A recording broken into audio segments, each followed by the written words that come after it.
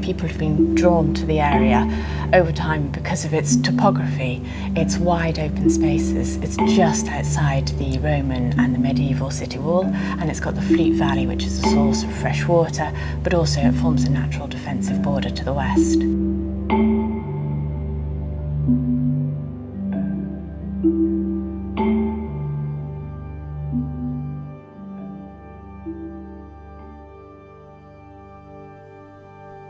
Following the death of Prince William, gloom descended upon Henry's court, and Rahir decided to make a pilgrimage to Rome.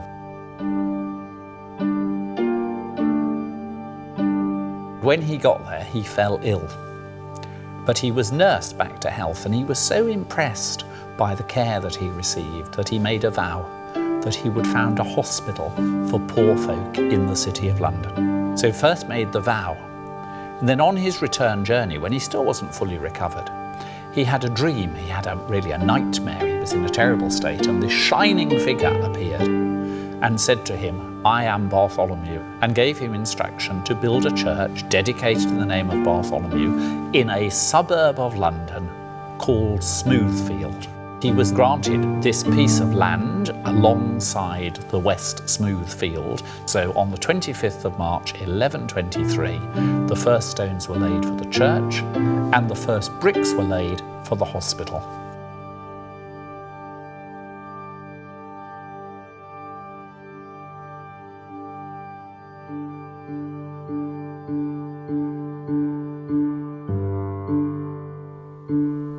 Barts was founded in 1123. It was founded alongside the Priory of St Bartholomew. So the hospital was part of the same religious institution, and it's remained in exactly the same spot for the nearly 900 years of its history.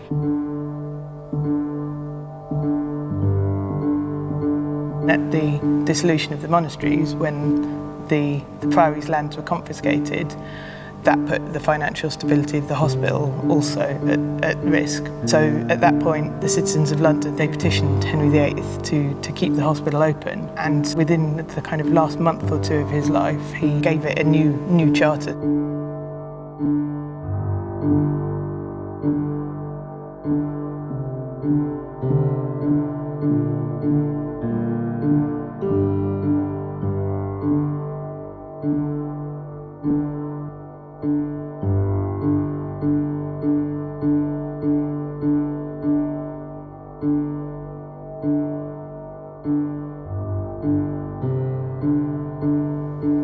Like any London hospital, it's always been in a good position in that the population of London is large, diverse, so therefore kind of coming into contact with a lot of diseases.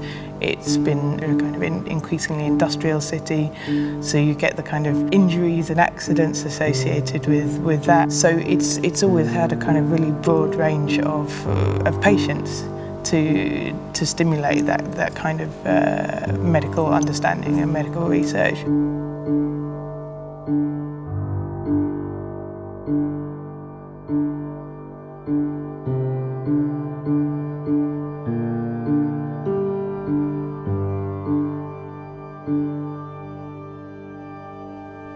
Charterhouse is here because of the coming of the Black Death to London in the autumn of 1348.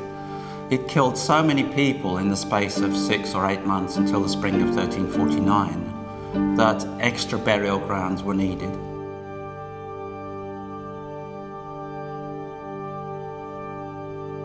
Well, Sir Walter kept the tenure of the site, and he was persuaded by successive bishops of London that he should found a Carthusian priory.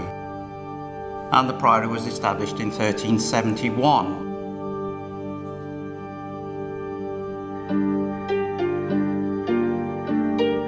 Thomas Sutton, who was a very wealthy financier, in 1611 he buys the Charterhouse.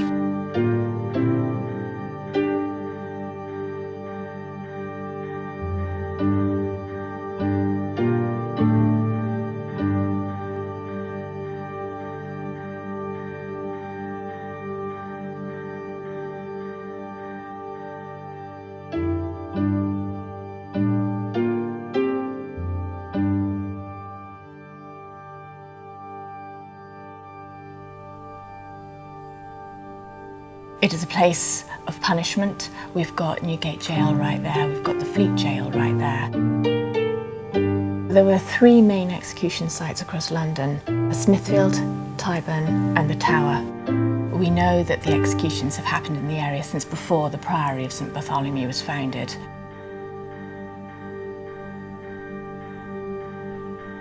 This was a very poor area. People would be scraping a living to get by and often resorting to desperate measures as well. We can see the sort of petty criminals, the cut purses, the pickpockets, the opportunistic are executed there. We can see high-profile people executed as well. The death of Wat Tyler during the Peasants' Revolt in the 14th century, where he came to meet the king to negotiate terms. However, matters quickly got out of hand and it ended with William Woolworth, the mayor, stabbing Wat Tyler, believing him to be a threat to the king. William Wallace was also executed on this site for high treason for being a Scottish revolutionary. He was tried in Westminster Hall. He was brought to Smithfield on a wooden hurdle where there would have been the opportunity to stone him and also to call out insults before finally being hanged and then drawn and then quartered.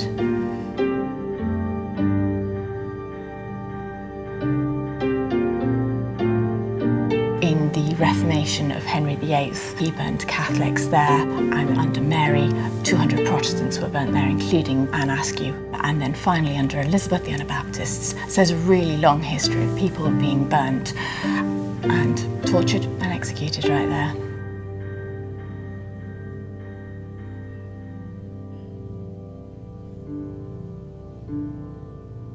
From at least the 12th century, probably a bit beforehand, we've got records of a livestock market that happened at Smithfield.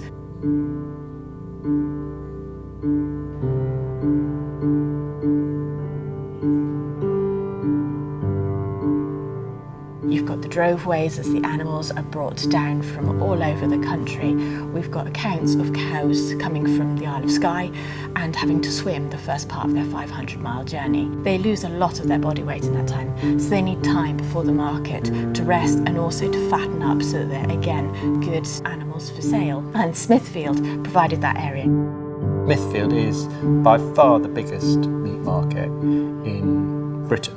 By the 18th century, you know, you are literally talking tens of thousands, hundreds of thousands of sheep each year arriving. The areas behind the market, there were lots of slaughterhouses, there were lots of places where rubbish was thrown out into the alleys.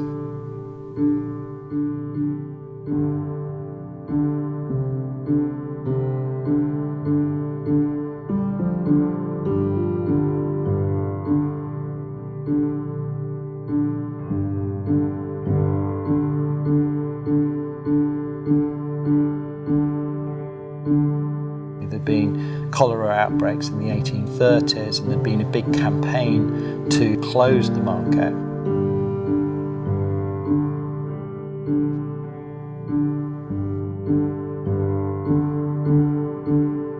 Well, he was very much a City of London architect. He was the city surveyor, i.e. the city architect, for a long period of time, and that dominated his career. He turned into a bit of a market specialist. So not only did he do a series of buildings at Smithfield, he also rebuilt Leadenhall Market, Billingsgate Market. But he's perhaps most famous for his involvement with Tower Bridge. But other than that, the market buildings at Smithfield are perhaps his greatest monument.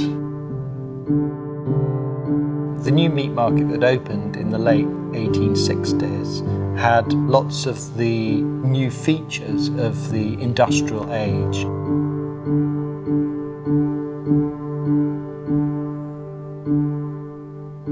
Underneath the market there were railway sidings and then there were hydraulic lifts that would carry up the meat to the market floor.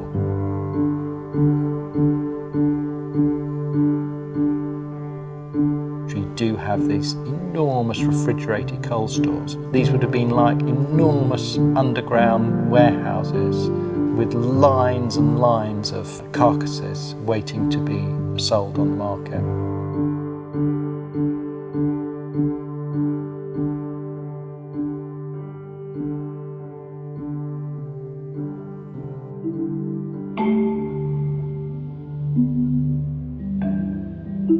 At the time I was at school, an Italian school in Saffron Hill, and we were playing in the playground, and all of a sudden we heard this tremendous bang, and looked over and there was a big dark plume of smoke. And I said to my brother at the time, I said, that's where we live over there, because we were living in Cock Lane at the time. And I remember distinctly the both of us leaving the school and running down Saffron Hill.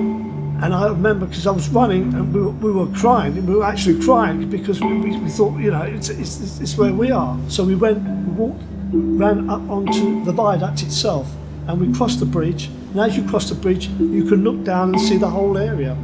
And I remember distinctly seeing a nurse coming out at Hart's Corner, because that's where the actual bomb fell, and all our apron was full of blood.